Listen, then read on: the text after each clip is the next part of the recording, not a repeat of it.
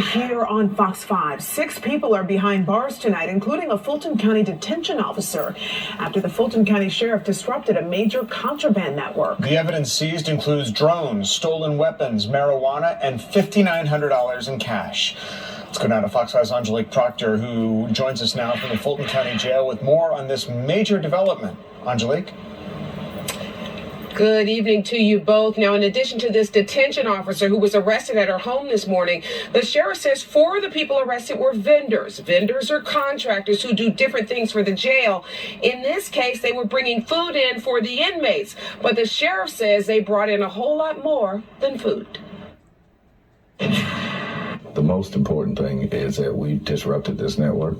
Fulton County Sheriff Patrick Labatt says this major contraband operation began crumbling when one of his employees noticed Newport cigarettes hidden under the sandwiches in this food tray on December 22nd. The sheriff launched a major investigation that led to 6 people being charged in what he calls a clandestine contraband operation that had inside ties. It's one thing to find contraband that is fashioned from the building itself. It's another thing to find contraband that has been brought into the facility or gotten into the facility in some shape, form, or fashion. The sheriff says the investigation started with the arrest of Summit food vendor Tiffany Anderson and supervisor Richard Smith on January 4th. Then Anderson's sister, who worked as a Summit food vendor, assistant director Sequoia Anderson Roberts, was arrested on January 5th. On January 9th, the internal probe led to the Summit food service worker Nicole Sheets' arrest.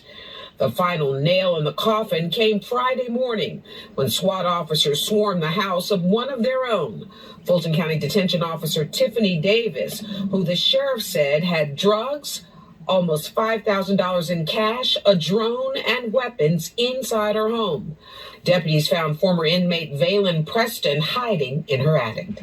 Systematically, the way that the actual contraband entered came in through a contractor's vehicle and then ultimately dispersed through there.